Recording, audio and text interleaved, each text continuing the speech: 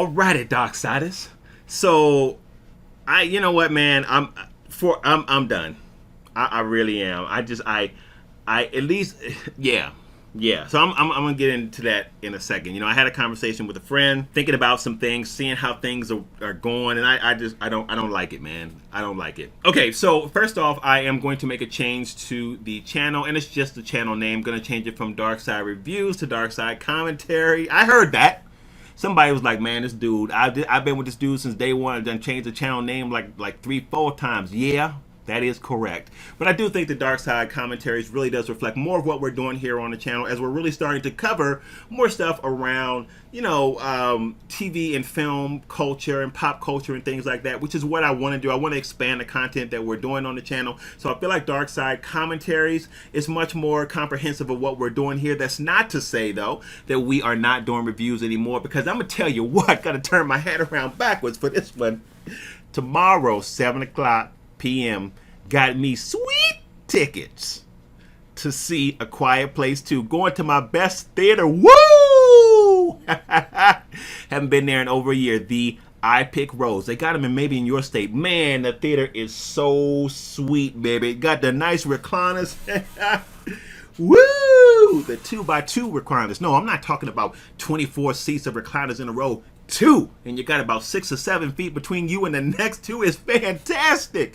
Got the little waiter button right there. Call them ghost waiters, because they come and they serve you in a way that doesn't interfere with your vision in the film. One time I got served in the film, and they were serving my fries, and I was blown because the waiter blocked my vision. I couldn't see what was happening on the screen. Just drop my fries and get out the way. Can't wait. Gonna order me some buttermilk chicken fingers with the truffle fries. And a large Coke with light ice. Probably shouldn't have the Coke because it's bad for my blood sugar, and I gotta watch that. But I'm gonna have it tomorrow when I watch that movie. Say all that to say that we will still be doing reviews, but we're gonna start covering other stuff too. So that's why you will see the channel name. Now, let me talk about this, man. Let me talk about this. Man, so I was looking up some information about what was going on with Lord of the Rings, the series on Amazon Prime, and I've been tracking it all along, and the information's been kind of sparse. Stuff has been coming out, but I know they're filming now. So I looked at everything. I looked at kind of what they were doing, where they were in the production process, who's directing, writing, all that kind of good stuff. Watched other people's responses to it on YouTube too, and a lot of complaints about it, and people were griping about stuff. I'm going to talk about that in a second too, because something's fishy about some of these channels, but people were complaining about it. But then I did look at the cast, and man, they sure have diversified that cast, which is a mistake. There it is. I said it. It's a mistake. Now, some of y'all are like, oh, this dude talking out of both sides of his neck, because the last video he said that he was all about diversity and representation, but now he's saying that when they do that with Lord of the Rings, it's a mistake. Absolutely, it's a mistake. It's the same thing really with Clark Kent. We don't want Clark black. I don't know a whole bunch of people, black folks, asking for Clark. We like Clark. We like him just like he is. Christopher Reeves, the best Clark Kent they've ever had. Shout out to Cavill, though. That's my man. So here's my point. I'm not trying to say that everything needs to be diversified. I'm trying to say that we do need more diversity and representation in front of the camera. But am I trying to say that everything needs to look like a spice bowl with a little bit of salt and pepper, some yellow mustard, maybe some cayenne pepper, some paprika in there? No, I'm not trying to say that. There are cases when you are showing certain things based off of the source material, based off of what's going on, where you don't need things like that. And Tolkien is a good example of that. Don't you mess with anything from Lord of the Rings. Lord of the Rings is the best fantasy franchise ever made, and it's my favorite trilogy of all time. Absolutely love it. Peter Jackson gave us a masterpiece. Don't you mess with it for the sake of just trying to show diversity. That's a work that you put out there as it is. And if it was written mainly to a European audience, from what I understand, that was Tolkien's intent, and I don't think there was any racist slant about that. He was from Europe. So that's what he wrote it for. Then you leave it like that, because it's such an epic work and it's so familiar. You don't want to disturb that. Don't ruffle that water. Don't throw any rocks in that water. Leave that like it is and produce it so that we get what we hope to get from it. So I'm upset about that they've done that. I'm also upset because I've heard that they are trying to make, I guess, the content a bit more adult, shall we say. And from what I understand, they've consulted people about passion work in there, love making and stuff.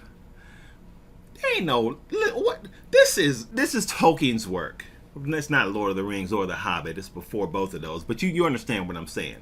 There's none of that in there. It's not Game of Thrones. It's not Game of Thrones. They might be the same genre-wise, but these are very different stories, and the way that these stories are told are very different stories. Do not muck it up by trying to put that mess in this story, because I can promise you, most people that are looking forward to something reminiscent from what they remember as a child from Tolkien are not going to recognize that in the show. So don't do it. Do not do it. I want to just touch on this. I want to bring it home with this.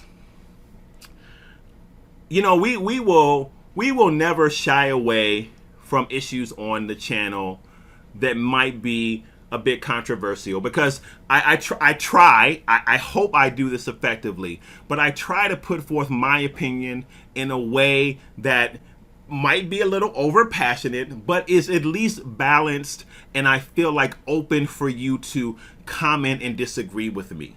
I try and do that. But I'm telling you, man, after reading some channels with certain things, especially when you're talking about diversity and I'm not even going to use the term woke culture, because that's a buzzword, and it just pushes people into one side of an echo chamber, right or left. I don't want this channel to become a place where like everything seems like it's complaining about some cultural assault on our TV and film.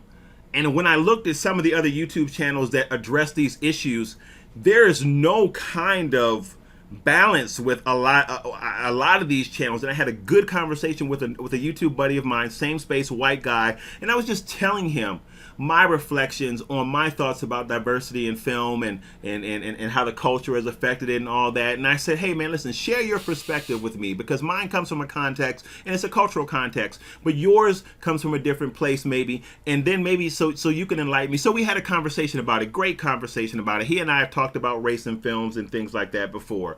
And it was really constructive, but he said something to me that I thought, you know what, that makes a lot of sense.